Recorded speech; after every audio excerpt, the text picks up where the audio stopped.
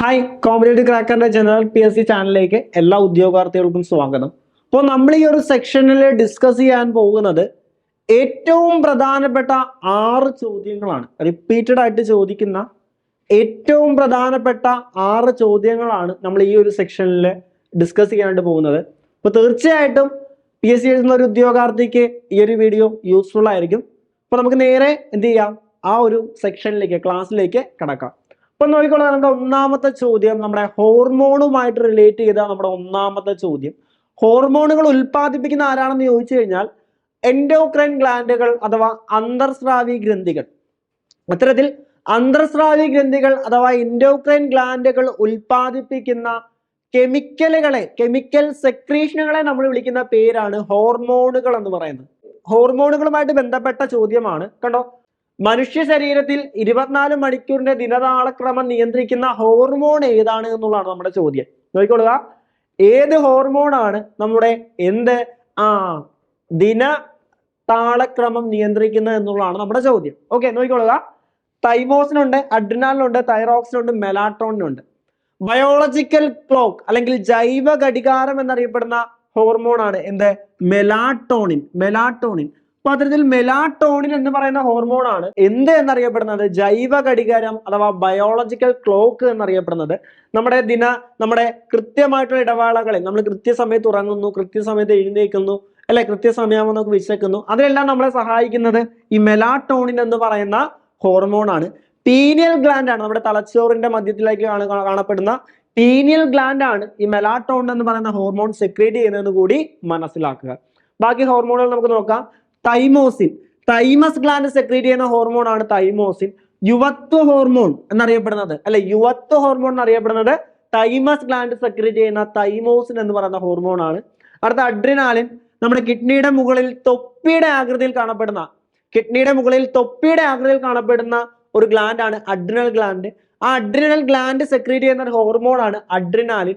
അതാണ് എമർജൻസി ഹോർമോണുകൾ എന്നറിയപ്പെടുന്നത്. അടിയന്തര ഹോർമോണുകൾ, അടിയന്തര ഘട്ടം വരുമ്പോൾ നമ്മുടെ ബോഡിയിൽ പ്രൊഡ്യൂസ് ചെയ്യുന്ന ഹോർമോൺ ആണ് ഈ അടിയന്തര ഹോർമോണുകൾ. അതുകൊണ്ട് അതിനെ എമർജൻസി ഹോർമോൺ എന്നറിയപ്പെടുന്നു.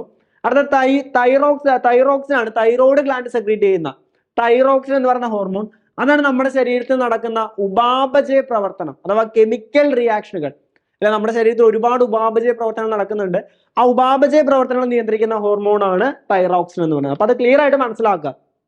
തൈമോസിൻ യുവത്വ ഹോർമോൺ, അഡ്രിനാലിൻ അടിയന്തര ഹോർമോൺ അല്ലെങ്കിൽ എമർജൻസി ഹോർമോൺ, തൈറോക്സിൻ എന്താണ്, നമ്മുടെ ശരീരത്തിൽ നടക്കുന്ന കെമിക്കൽ റിയാക്ഷനുകളെല്ലാം നിയന്ത്രിക്കുന്ന ഹോർമോൺ ആണ് തൈറോക്സിൻ എന്ന് പറയുന്നത്.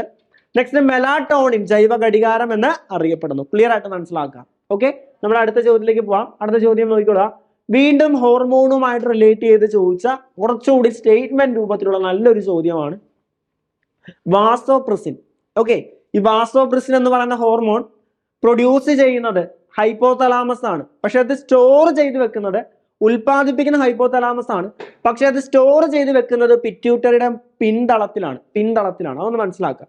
ഈ വാസോപ്രസിൻ എന്ന് പറഞ്ഞ ഹോർമോണിന്റെ ഫംഗ്ഷൻ എന്താണെന്ന് ചോദിച്ചു കഴിഞ്ഞാൽ നമ്മുടെ ശരീരത്തിൽ നിന്ന് അല്ലെങ്കിൽ നമ്മുടെ കിഡ്നിയിൽ നിന്ന് ജലത്തെ പുനരാഗീരണത്തിന് സഹായിക്കുക.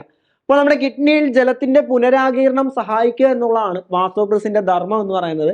അതുകൊണ്ട് വാസോപ്രസിനെ നമ്മൾ വിളിക്കുന്ന പേര് ADH അല്ലെങ്കിൽ ആന്റി ഡയൂറിറ്റിക് ഹോർമോൺ എന്നാണ്.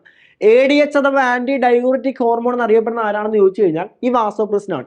ഇനി ഇവിടെ മനസ്സിലാക്കേണ്ട ഒരു കൺസെപ്റ്റ് ഉണ്ട്. നമ്മുടെ രക്തത്തിൽ ജലത്തിന്റെ സാധാരണ അളവ്, നമ്മുടെ രക്തത്തിൽ ജലത്തിന്റെ അളവ് കൂടുമ്പോൾ വാസോപ്രസിന്റെ ഉൽപാദനം അല്ലെങ്കിൽ വാസോപ്രസിന്റെ അളവ് എന്ത് ചെയ്യുന്നു, കുറയുന്നു. നമ്മുടെ ശരീരത്തിൽ ജലത്തിന്റെ അളവ് കൂടുമ്പോൾ, കൺസെപ്റ്റ് മനസ്സിലാക്കണം, ജലത്തിന്റെ അളവ് കൂടുമ്പോൾ വാസോപ്രസിന്റെ ഉൽപാദനം കുറയുന്നു. അപ്പൊ അത്തരത്തിൽ വാസോപ്രസിന്റെ ഉൽപാദനം കുറയുക എന്ന് വെച്ച് കഴിഞ്ഞാൽ എന്ത് ചെയ്യുകയാണ്, യൂറിന്റെ അളവ് അല്ലെങ്കിൽ മൂത്രത്തിന്റെ അളവ് കൂടുകയാണ്. കാരണം അവിടെ പുനരാഗീരണം കുറയുന്നു. പുനരാഗീരണം കുറയുന്നതിന്റെ ഫലമായിട്ട് മൂത്രത്തിന്റെ അളവ് അല്ലെങ്കിൽ യൂറിന്റെ അളവ് കൂടുകയാണ് ചെയ്യുന്നത്. ആ കൺസെപ്റ്റ് വളരെ ക്ലിയർ ആയിട്ട് മനസ്സിലാക്കുക. ജലത്തിന്റെ അളവ് കൂടുമ്പോൾ വാസോപ്രസിന്റെ ഉൽപാദനം കുറയുന്നു. വാസോപ്രസിന്റെ ഉൽപാദനം കുറയുക എന്ന് വെച്ച് കഴിഞ്ഞാൽ പുനരാഗീരണം കുറയുക എന്നുള്ളതാണ്. കിഡ്നിയിൽ നിന്ന് ജലത്തിന്റെ പുനരാഗീരണം കുറയുക. അതിന്റെ ഫലമായിട്ട് മൂത്രം അല്ലെങ്കിൽ യൂറിന്റെ അളവ് കൂടുന്നു. ഈ കൺസെപ്റ്റ് പഠിച്ചു വെച്ചേക്കുക. ഇതിന്റെ നേരെ ഓപ്പോസിറ്റ് കൺസെപ്റ്റ് ആണ് അടുത്തത് വരുന്നത്. എന്താണ്? ജലത്തിന്റെ അളവ് കുറയുമ്പോൾ വാസോപ്രസിന്റെ ഉൽപാദനം കൂടുന്നു. വാസോപ്രസിന്റെ ഉൽപാദനം കൂടുക എന്ന് വെച്ച് കഴിഞ്ഞാൽ പുനരാകിരണം കൂടുകയാണ്. പുനരാകിരണം കൂടുമ്പോൾ മൂത്രം അല്ലെങ്കിൽ യൂറിന്റെ അളവ് കുറയുന്നു. അത് ആ ബേസിക് കൺസെപ്റ്റ് ആണ്. നിങ്ങൾ ഒരു ഭാഗം മാത്രം പഠിക്കുക, അത് അടുത്ത് അതിന്റെ ഓപ്പോസിറ്റ് ആണെന്ന് ചിന്തിക്കുക. ഇവിടെ എടുത്തു പറയുന്നുണ്ട്, വേനൽക്കാലത്ത് വിയർപ്പിലൂടെയും മറ്റും ശരീരത്തിൽ നിന്നും ജലനഷ്ടം ഉണ്ടാകുന്നതിനാൽ വാസോപ്രസിന്റെ ഉൽപാദനം കൂടുതലായിരിക്കും. വേനൽക്കാലത്ത് വാസോപ്രസിന്റെ ഉൽപാദനം കൂടുതലായിരിക്കും. പദത്തിൽ വാസോപ്രസിന്റെ ഉൽപാദനം കൂടുമ്പോൾ മൂത്രത്തിന്റെ അല്ലെങ്കിൽ യൂറിന്റെ അളവ് കുറയുന്നു. എന്നാൽ മഴക്കാലത്തും തണുപ്പ് കാലത്തും ഇതിന്റെ ഉൽപാദനം കുറവായിരിക്കും. ഏതിന്റെ? വാസോപ്രസിന്റെ ഉൽപാദനം കുറവായിരിക്കും. അതുകൊണ്ട് മൂത്രത്തിന്റെ അളവ് എന്ത് ചെയ്യുന്നു? കൂടുന്നുവെന്ന് മനസ്സിലാക്കുക. അപ്പൊ ആ ഒരു ബേസിക് കൺസെപ്റ്റിൽ നിന്ന് വന്ന ഒരു സ്റ്റേറ്റ്മെന്റ് ചോദ്യമാണ് പറഞ്ഞത് അല്ലെ. ആ ബേസിക് കൺസെപ്റ്റിൽ നിന്ന് വന്ന ഒരു സ്റ്റേറ്റ്മെന്റ് ചോദ്യമാണ് നമുക്ക് പഠിക്കാനുള്ളത്. നോക്കിയുള്ള ചോദ്യം ഇതാണ്: വൃക്കയിൽ ജലത്തിന്റെ പുനരാകിരണത്തിലൂടെ വാസോപ്രസിൻ ശരീരത്തിലെ ജലത്തിന്റെ അളവ് ക്രമീകരിക്കുന്നു അല്ലെ. പുനരാകിരണം, വൃക്കയിൽ നിന്ന് ജലത്തിന്റെ പുനരാകിരണം ചെയ്യുന്നത് വാസോപ്രസിൻ ആണ്. അതുകൊണ്ട് വാസോപ്രസിനെ ADH അഥവാ ആന്റി ഡയൂറിറ്റിക് ഹോർമോൺ എന്നും വിളിക്കും. അത് ചോദിച്ചിട്ടുണ്ട്. ആന്റി ഡയൂറിറ്റിക് ഹോർമോൺ എന്നറിയപ്പെടുന്ന ആര്? വാസോപ്രസിൻ ആണ്. Okay, next. വേനൽക്കാലത്ത് വാസോപ്രസിന്റെ അളവ് കുറവായിരിക്കും. നമ്മൾ അങ്ങനെയാണോ പഠിച്ചത്? വേനൽക്കാലത്ത് ഇവിടുത്തെ പറയുന്നുണ്ട്, വേനൽക്കാലത്തും എന്താണ്? വാസോപ്രസിന്റെ ഉൽപാദനം കൂടുതലായിരിക്കും അല്ലെ. വേനൽക്കാലത്ത് വാസോപ്രസിന്റെ ഉൽപാദനം കൂടുതലായിരിക്കും. വാസോപ്രസിന്റെ ഉൽപാദനം കൂടുതലാണെങ്കിൽ പുനരാകിരണം കൂടുതലായിരിക്കും. യൂറിന്റെ അളവ് കുറവായിരിക്കും. നമ്മൾ പഠിച്ചതാണ്. അപ്പോൾ വേനൽക്കാലത്ത് വാസോപ്രസിന്റെ അളവ് കൂടുതലായിരിക്കും. ഈ ഒരു സ്റ്റേറ്റ്മെന്റ് തെറ്റാണ്. ബി സ്റ്റേറ്റ്മെന്റ് തെറ്റാണ്. ഓക്കെ, അടുത്തത്.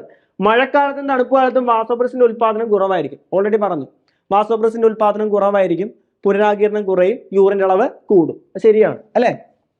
വാസോപ്രസിന്റെ ഉൽപാദനം കുറയുന്നത് മൂലം വൃക്കകളിൽ ജലത്തിന്റെ പുനരാകിരണം കുറയുന്നു. ഓൾറെഡി പറഞ്ഞു അല്ലെ. ഉൽപാദനം കുറഞ്ഞു കഴിഞ്ഞാൽ പുനരാകിരണവും കുറയുന്നു. കേട്ടോ, ഇത് ഈ 10th പ്രിലിംസിൽ ചോദിച്ച നല്ലൊരു ചോദ്യമാണ്. അത്രയ്ക്ക് ഡീറ്റെയിൽഡ് ആയിട്ട് ചോദ്യങ്ങൾ വരുന്നുണ്ട്. കൺസെപ്റ്റ് ക്ലിയർ ആണെങ്കിൽ മാത്രം അറ്റൻഡ് ചെയ്യാവുന്ന ചോദ്യങ്ങളും വരുന്നുണ്ട്. ഇത്തരം ചോദ്യങ്ങളാണ് നമ്മൾ റാങ്ക് മേക്കിങ്ങിന് സഹായിക്കുന്നത്. ഈ കാര്യങ്ങൾ വളരെ ക്ലിയർ ആയിട്ട്, കൺസെപ്റ്റ് ക്ലിയർ ആണെങ്കിൽ മാത്രമേ നമുക്ക് റാങ്കിലേക്ക് എത്തിച്ചേരാൻ സാധിക്കുകയുള്ളൂ. കണ്ടോ, അത്ര ഡീറ്റെയിൽ ആയിട്ട് ചോദിച്ച ചോദ്യമാണ്. നല്ലൊരു ചോദ്യമാണ്. അപ്പൊ അത് വളരെ ക്ലിയർ ആയിട്ട് മനസ്സിലാക്കി വെക്കുക. ഓക്കെ അല്ലേ? വളരെ ക്ലിയർ ആയിട്ട് മനസ്സിലാക്കി വെക്കുക. Okay, next. രോഗങ്ങളുമായിട്ട് ബന്ധപ്പെട്ട താഴെ തന്നിരിക്കുന്ന പ്രസ്താവനകളിൽ നിന്നും ശരിയായത് ഏത്, തെറ്റായത് എന്നുള്ളത് കണ്ടുപിടിക്കുക. അത് നമ്മൾ സ്റ്റേറ്റ്മെന്റ് ഉണ്ടായിരുന്നു, സ്ലൈഡ് വലുതാവുന്ന സ്റ്റേറ്റ്മെന്റ് ഞാൻ മാറ്റി. ഇതിന് ശരി ഏതാണ്, തെറ്റായതെന്ന് കണ്ടുപിടിച്ചാൽ മതി. എയ്ഡ്സ്, നിപ്പ എന്നിവ വൈറസ് മൂലം ഉണ്ടാകുന്ന രോഗമാണ് അല്ലെ. AIDS acquired immuno deficiency syndrome അല്ലെ. HIV human immuno deficiency virus വരുത്തുന്ന രോഗമാണ്. നിപ്പ വൈറസ് വരുത്തുന്ന രോഗമാണ്. അതിന്റെ വാഹകരാരാണെന്ന് ചോദിച്ചു കഴിഞ്ഞാൽ പഴംതീനി വവ്വാലുകളാണ്. സോ അത് വൈറസ് വരുത്തുന്ന രോഗമാണ്. ശരിയാണ്. ക്ഷയം, എലിപ്പനി എന്നിവ ബാക്ടീരിയൽ രോഗങ്ങളാണ്. ക്ഷയം അഥവാ ട്യൂബർകുലോസിസ്, എലിപ്പനി അഥവാ റാറ്റ് ഫീവർ. ക്ഷയം പരത്തുന്നത് ബാക്ടീരിയ ആണ്. ഏത് ബാക്ടീരിയ ആണെന്ന് ചോദിച്ചു കഴിഞ്ഞാൽ മൈക്കോബാക്ടീരിയം ട്യൂബർകുലോസിസ് എന്ന് പറയുന്ന ബാക്ടീരിയ ആണ് ക്ഷയം പരത്തുന്നത്. എലിപ്പനിയും പരത്തുന്ന ബാക്ടീരിയ ആണ്. ഏത് ബാക്ടീരിയ എന്ന് പറഞ്ഞു കഴിഞ്ഞാൽ ലെപ്റ്റോസ്പൈറ എന്ന് പറയുന്ന ബാക്ടീരിയ ആണ്. ലെപ്റ്റോസ്പൈറ പരത്തുന്നതുകൊണ്ട് എലിപ്പനി അറിയപ്പെടുന്ന മറ്റൊരു പേരാണ് ലെപ്റ്റോസ്പൈറോസിസ്. അതും ബാക്ടീരിയ പരത്തുന്ന രോഗമാണ്. ശരിയായിട്ടുള്ള സ്റ്റേറ്റ്മെന്റ് ആണ്. ഡിഫ്തീരിയ, മലമ്പനി എന്നിവ വൈറസ് രോഗങ്ങളാണ്. ശരിയാണോ? ഡിഫ്തീരിയ, മലമ്പനി എന്നിവ വൈറസ് രോഗങ്ങളാണ്. ഡിഫ്തീരിയ, മലമ്പനി, ഡിഫ്തീരിയ അല്ലെ, തൊണ്ടമുള്ള എന്നറിയപ്പെടുന്ന ഡിഫ്തീരിയ എന്ന് പറയുന്ന ബാക്ടീരിയൽ രോഗമാണ്. മലമ്പനി എന്ന് പറയുന്നത് പ്രോട്ടോസോവ പരത്തുന്ന രോഗമാണ്. അപ്പൊ അത് തെറ്റല്ലേ? ആ ഒരു സ്റ്റേറ്റ്മെന്റ് തെറ്റല്ലേ? മൂന്നാമത്തെ സ്റ്റേറ്റ്മെന്റ് തെറ്റല്ലേ? അടുത്തത്, ഡെങ്കിപ്പനി, ചിക്കൻ ഗുനിയ എന്നിവയ്ക്ക് കാരണം ബാക്ടീരിയകളാണ്. ഡെങ്കിപ്പനിക്കും ചിക്കൻ ഗുനിക്കും കാരണം ആരാണ്? വൈറസുകൾ പരത്തുന്ന രോഗമാണ് അല്ലെ. വൈറസുകളാണ് ഈ ഡെങ്കിപ്പനിയും ചിക്കൻ ഗുനിയ എന്ന് പറയുന്നത്. അപ്പൊ ആ ഒരു സ്റ്റേറ്റ്മെന്റും തെറ്റാണ്. ഓക്കെ, നമുക്ക് അടുത്ത ചോദ്യം നോക്കിക്കോളാം. നമ്മുടെ രക്തഗ്രൂപ്പുകളുമായിട്ട് കാൺ സ്റ്റെയ്നർ കൊണ്ടുവന്നതാണ് രക്തഗ്രൂപ്പ് എന്ന് പറയുന്നത്. അപ്പൊ ആ രക്തഗ്രൂപ്പുകളുമായിട്ട് ബന്ധപ്പെട്ട ഒരു ചോദ്യമാണ്, AB ബ്ലഡ് ഗ്രൂപ്പ് വ്യക്തികൾ സാർവത്രിക സ്വീകർത്താവ് എന്ന് വിളിക്കപ്പെടാൻ കാരണം എന്താണ്? അപ്പൊ അത് കൺസെപ്റ്റ് നോക്കുക. നമ്മളൊരു ബ്ലഡ് ഗ്രൂപ്പിന് പേര് നൽകുന്നത് RBCയുടെ മുകളിലുള്ള ആന്റിജനെ ബേസ് ചെയ്താണ്. RBCയുടെ മുകളിലുള്ള ആന്റിജൻ A ആണ് എങ്കിൽ അത് A ബ്ലഡ് ഗ്രൂപ്പ് ആണ്. RBCയുടെ മുകളിലുള്ള ആന്റിജൻ B ആണ് എങ്കിൽ അത് B ബ്ലഡ് ഗ്രൂപ്പ് ആണ്. ഈ RBCയുടെ മുകളിലുള്ള ആന്റിജൻ Aയും Bയും ആണ് എങ്കിൽ അത് ബ്ലഡ് ഗ്രൂപ്പ് AB ബ്ലഡ് ഗ്രൂപ്പാണ്. RBCയുടെ മുകളിൽ ആന്റിജൻ ഇല്ല എങ്കിൽ അതിന്റെ ബ്ലഡ് ഗ്രൂപ്പ് എന്ന് പറയുന്നത് O ആണ്. അപ്പം ഏതാണോ ആന്റിജൻ, ആ ആന്റിജനെ ബേസ് ചെയ്താണ് ബ്ലഡ് ഗ്രൂപ്പ് നിർണ്ണയിക്കുന്നത്. ആന്റിജൻ A ആണ് എങ്കിൽ ബ്ലഡ് ഗ്രൂപ്പ് A ആണ്, ആന്റിജൻ B ആണ് എങ്കിൽ ബ്ലഡ് ഗ്രൂപ്പ് B ആണ്, ആന്റിജൻ AB ആണ് എങ്കിൽ ബ്ലഡ് ഗ്രൂപ്പ് AB ആണ്, ആന്റിജൻ ഇല്ല എങ്കിൽ ബ്ലഡ് ഗ്രൂപ്പ് O ആണ്. ഇനി ഏതാണോ ആന്റിജൻ അതിന് ഓപ്പോസിറ്റ് ആയിരിക്കും ആന്റിബോഡി. ഇവിടെ ആന്റിജൻ A ആണ് എങ്കിൽ ബ്ലഡ് ഗ്രൂപ്പ് A ആണ്, സമ്മതിച്ചു. ഏതാണോ ആന്റിജൻ അതിന്റെ ഓപ്പോസിറ്റ് ആണ് ആന്റിബോഡി. ആന്റിജൻ A ആണെങ്കിൽ ആന്റിബോഡി B ആണ്, ആന്റിജൻ B ആണെങ്കിൽ ആന്റിബോഡി A ആണ്, സ്മോൾ a അല്ലേ. ഇനി ആന്റിജൻ AB Aയും Bയും ഉണ്ടെങ്കിൽ ആന്റിബോഡീസ് എവിടെയില്ല, AB ഇല്ല. ഓയിൽ ആന്റിജനോ ആന്റിബോഡി ഇല്ല എങ്കിൽ ആന്റിബോഡി ഓയിലുള്ളത് Aയും Bയും ഉണ്ട്. അതാണ് കൺസെപ്റ്റ്. ഇതിൽ നിന്ന് പറഞ്ഞ ചോദ്യം ഞാൻ കാണിച്ചു തരാം. ഇതാണ് ചോദ്യം. കണ്ടോ, AB ബ്ലഡ് ഗ്രൂപ്പിനെ നമ്മൾ വിളിക്കുന്നത് സാർവത്രിക സ്വീകർത്താവ് എന്നാണ്. എന്ന് വിളിക്കപ്പെടാൻ കാരണം എന്താണ്? RBCയിൽ ആന്റിജൻ Aയും Bയും ഇല്ല, ആണോ? ആന്റിജൻ Aയും Bയും ഉണ്ട് അല്ലെ. ആന്റിജൻ Aയും Bയും ഉള്ളതുകൊണ്ടാണ് അതിനെ AB എന്ന് വിളിക്കുന്നത്. അപ്പൊ അതില് ശരിയായിട്ടുള്ള പ്രസ്താവനയാണ് ചോദിച്ചിരിക്കുന്നത് അല്ലെ, അവിടെ രക്തത്തില് അല്ലെ. ഇത് തെറ്റാണ്. അപ്പോൾ അടുത്തത് പ്ലാസ്മയിൽ ആന്റിബോഡി A, പ്ലാസ്മയായിട്ട് ബന്ധമില്ല അല്ലെ, നമ്മുടെ പ്ലാസ്മയുടെ കാര്യമില്ല, നമ്മൾ RBCയുടെ കാര്യം പറഞ്ഞത്. ഇനി RBCയിൽ ആന്റിബോഡി Aയും Bയും ഇല്ല, അതല്ലേ കറക്റ്റ്. RBCയിൽ ആന്റിബോഡി Aയും Bയും ഇല്ല, ആന്റിബോഡി Aയും Bയും ഇല്ല അല്ലെ, ആന്റിബോഡി Aയും Bയും ഇല്ല, ആന്റിബോഡി ഒന്നുമില്ല അല്ലെ. അപ്പൊ കറക്റ്റ് ആയിട്ടുള്ള സ്റ്റേറ്റ്മെന്റ് ഏതാണ്? ഓപ്ഷൻ D ആണ് കറക്റ്റ് ആയിട്ടുള്ള സ്റ്റേറ്റ്മെന്റ്. ആ രീതിയിലുള്ള കണ്ടോ, നമ്മൾ ആ കൺസെപ്റ്റ് മാത്രം, നമ്മൾ ചുമ്മാ റാങ്ക് ഫയൽ തുറന്നു വെച്ച് വായിച്ച് പഠിച്ചാൽ നമുക്ക് ഈ ഒരു സ്റ്റേറ്റ്മെന്റിലേക്ക് എത്താൻ സാധിക്കില്ല. അതിന്റെ കൺസെപ്റ്റ് മനസ്സിലാക്കി പഠിച്ചെങ്കിൽ മാത്രമേ ഇത് ശരിയായിട്ട് നമുക്ക് റൈറ്റ് ആയിട്ടുള്ള ആൻസറിലേക്ക് എത്തിച്ചേരാനായിട്ട് സാധിക്കൂ. ഓക്കെ, അപ്പൊ അങ്ങനെയാണ് ചോദ്യം വന്നത്. നല്ലൊരു ചോദ്യമായിരുന്നു. ഇപ്പൊ ഈ കഴിഞ്ഞിട്ട് എക്സാമിന് ചോദിച്ച നല്ലൊരു ചോദ്യമായിരുന്നു കേട്ടോ. ഓക്കെ, അടുത്ത ചോദ്യത്തിലേക്ക്. മനുഷ്യ ശരീരം, നമ്മുടെ അഞ്ചാമത്തെ ചോദ്യം. മനുഷ്യ ശരീരത്തിൽ പ്രവേശിക്കുന്ന രോഗാണുക്കളെ വിഴുങ്ങി നശിപ്പിക്കുന്ന പ്രവർത്തനമാണ് ഫാഗോസൈറ്റോസിസ്, ആണോ? ഈ പ്രവർത്തനം നടത്തുന്ന ശ്വേത രക്താണുക്കൾ. ആദ്യം പ്രധാനപ്പെട്ട ശ്വേത രക്താണുക്കൾ ഏതൊക്കെയാണെന്ന് നോക്കുക. Neutrophil, basophil, eosinophil, monocyte and lymphocyte എന്നിവയാണ് പ്രധാനപ്പെട്ട ശ്വേത രക്താണുക്കൾ, WBCs. അതിലെ ഈ ന്യൂട്രോഫിലും മോണോസൈറ്റും അവിടെയുള്ള രോഗാണുക്കളെ എന്ത് ചെയ്യുന്നു? വിഴുങ്ങി നശിപ്പിക്കുന്നു അല്ലെ. ബാക്ടീരിയയെ വിഴുങ്ങി നശിപ്പിക്കുന്നു, ഇവിടെയും രോഗാണുക്കളെ വിഴുങ്ങി നശിപ്പിക്കുന്നു. ഈ വിഴുങ്ങി നശിപ്പിക്കുന്ന പ്രവർത്തനത്തെ നമ്മൾ വിളിക്കുന്ന പേര് ഫാഗോസൈറ്റോസിസ് എന്നാണ് അല്ലെ. ആ വിഴുങ്ങി നശിപ്പിക്കുന്ന ന്യൂട്രോഫിലിനെയും മോണോസൈറ്റിനെയും വിളിക്കുന്ന പേര് ഫാഗോസൈറ്റുകൾ. അപ്പൊ ആരാണ് ഫാഗോസൈറ്റുകൾ എന്ന് ചോദിച്ചു കഴിഞ്ഞാൽ ന്യൂട്രോഫിലും മോണോസൈറ്റും ആണ്. ന്യൂട്രോഫിലും മോണോസൈറ്റുമാണ് ഫാഗോസൈറ്റുകൾ എന്നറിയപ്പെടുന്നത്. അത് രോഗാണുക്കളെ വിഴുങ്ങി നശിപ്പിക്കുന്നു. അതുകൊണ്ട് ന്യൂട്രോഫിലിനെയും മോണോസൈറ്റിനെയും വിളിക്കുന്ന പേര് ഫാഗോസൈറ്റുകൾ എന്നാണ്. ആണോ? ഇവിടെ നോക്കിക്കോളൂ, മനുഷ്യ ശരീരത്തിൽ ഫാഗോസൈറ്റോസിന് വിധേയമാകുന്ന ശ്വേത രക്താണുക്കൾ ഏതൊക്കെയാണ് എന്നുള്ളതാണ്. ഏതൊക്കെയാണ്? ന്യൂട്രോഫിലും മോണോസൈറ്റും ആണ് അല്ലെ. ന്യൂട്രോഫിലും മോണോസൈറ്റും. ആൻസർ ഓപ്ഷൻ C ആണ് അതിന്റെ ആൻസർ. ഏതൊക്കെയാണ്? ന്യൂട്രോഫിലും മോണോസൈറ്റുമാണ് രോഗാണുക്കളെ വിഴുങ്ങി നശിപ്പിക്കുന്നത്. അതുകൊണ്ട് അവയെ വിളിക്കുന്ന പേരാണ് ഫാഗോസൈറ്റുകൾ എന്ന് പറയുന്നത്. ക്ലിയർ അല്ലേ? കൺസെപ്റ്റ് ക്ലിയർ അല്ലേ? അടുത്ത ചോദ്യത്തിലേക്ക് പോവാം. നോക്കിക്കൊടുക്കുക, നമ്മുടെ നാഡീ വ്യവസ്ഥയിൽ നിന്നുള്ള ചോദ്യമാണ്. നമ്മുടെ നാഡീ വ്യവസ്ഥയെ ബാധിക്കുന്ന മസ്തിഷ്കത്തിൽ ഡോപ്പാമിൻ എന്ന് പറയുന്ന നാഡീ പ്രേഷണത്തിന്റെ ഉൽപാദനം, നമുക്കത് ആ ഒരു ചോദ്യത്തിലേക്ക് വരുന്നതിന് മുമ്പ് ആ ഒരു കൺസെപ്റ്റ് മനസ്സിലാക്കാം. നാഡീ വ്യവസ്ഥയെ ബാധിക്കുന്ന പ്രധാനപ്പെട്ട രോഗങ്ങൾ ടെക്സ്റ്റ് ബുക്ക് ഓറിയന്റ് ആയിട്ട് പറയുകയാണെങ്കിൽ 3 രോഗങ്ങൾ കൊടുത്തിട്ടുണ്ട്. അൽഷിമേഴ്സ്, പാർക്കിൻസൺസ്, അപസ്മാരം. അതിൽ അൽഷിമേഴ്സ് എന്താണെന്ന് ചോദിച്ചു കഴിഞ്ഞാൽ ഒരു പ്രോട്ടീൻ അടിഞ്ഞുകൂടുന്നതുകൊണ്ട് ന്യൂറോണുകൾ നശിക്കുന്നു. പത്രത്തിൽ പ്രോട്ടീൻ അടിഞ്ഞുകൂടുന്ന കൊണ്ട് ന്യൂറോണുകൾ നശിക്കുന്ന അവസ്ഥയാണ് എന്തെന്ന് പറയുന്നത്? അൽഷിമേഴ്സ് എന്ന് പറയുന്നത്. ന്യൂറോണുകളുടെ നാശം മൂലം ഉണ്ടാകുന്ന രോഗമാണ് അൽഷിമേഴ്സ് അല്ലെ. ഓർമ്മ പോലും ഇല്ലാതാവുന്നു. അപ്പൊ ന്യൂറോണുകളുടെ നാശം മൂലം ഉണ്ടാകുന്ന രോഗം അൽഷിമേഴ്സ്. ന്യൂറോണുകളുടെ കൂട്ടമാണ് ഗാംഗ്ലിയോണുകൾ. ഈ ഗാംഗ്ലിയോണുകളുടെ നാശം മൂലം അല്ലെങ്കിൽ ഡോപ്പാമിൻ എന്ന് പറയുന്ന നാഡീ പ്രേഷണത്തിന്റെ കുറവ് മൂലം ഗാംഗ്ലിയോണുകൾ നശിക്കുന്നു. ആ അവസ്ഥയെ വിളിക്കുന്ന പേര് പാർക്കിൻസൺ. രണ്ടും വളരെ ക്ലിയർ ആയിട്ട് മനസ്സിലാക്കാം. ഡോപ്പാമിൻ എന്ന് പറയുന്ന നാഡീ പ്രേഷണത്തിന്റെ കുറവ് മൂലം ഗാംഗ്ലിയോണുകൾ നശിക്കുന്നു. ന്യൂറോണിന്റെ കൂട്ടമാണ് ഗാംഗ്ലിയോൺ. ആ ഗാംഗ്ലിയോണുകൾ നശിക്കുന്നത് പാർക്കിൻസൺസും ന്യൂറോണുകൾ നശിക്കുന്നത് അൽഷിമേഴ്സുമാണ്. പിന്നീട് വരുന്ന അപസ്മാരം, തലച്ചോറിൽ തുടർച്ചയായിട്ട് ഉണ്ടാകുന്ന വൈദ്യുത പ്രവാഹങ്ങളെയാണ് നമ്മൾ അപസ്മാരം എന്ന് പറയുന്നത്. ഓക്കെ, അതുകൊണ്ട് മനസ്സിലാക്കുക. ഇത് രണ്ടുമാണ് എപ്പോഴും ചോദിക്കുന്നത്, റിപ്പീറ്റഡ് ആയിട്ട് കൺഫ്യൂഷൻ ആവുന്ന 2 സ്റ്റേറ്റ്മെന്റുകൾ അൽഷിമേഴ്സും പാർക്കിൻസൺസും ആണ്. പ്രോട്ടീൻ അടിഞ്ഞു കൂടുന്നതുകൊണ്ട് ന്യൂറോണുകൾ നശിക്കുന്ന അൽഷിമേഴ്സും ഡോപ്പാമിന്റെ കുറവ് മൂലം എന്ന നാഡീപ്രേഷണത്തിന്റെ ഉൽപാദനം കുറയുന്നത് മൂലം ഗാംഗ്ലിയോണുകൾ നശിക്കുന്നത് പാർക്കിൻസൺസുമാണ്. ഇങ്ങനെ നോക്കിക്കോളുക, ഉണ്ടോ? മസ്തിഷ്കത്തിൽ ഡോപ്പാമിൻ എന്ന നാഡീപ്രേഷണത്തിന്റെ കുറവ് മൂലം അല്ലെ ശരീരത്തിൽ പേശികളുടെ ക്രമരഹിതമായ ചലനം, സന്തുലാവസ്ഥ നഷ്ടമാകുന്നു. ആ അവസ്ഥയെ വിളിക്കുന്ന പേര് എന്താണ് എന്നുള്ളതാണ്. ഈ രോഗത്തിന്റെ ലക്ഷണങ്ങൾ ഏതൊക്കെയാണ്?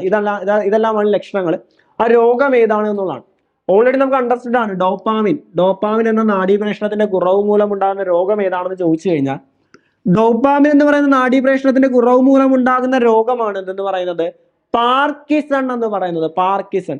അപ്പൊ പാർക്കിൻസണിന്റെ പ്രത്യേകത ഡോപ്പാമിൻ എന്ന നാഡീപ്രേഷണത്തിന്റെ കുറവ് മൂലം ഉണ്ടാകുന്ന രോഗമാണ്.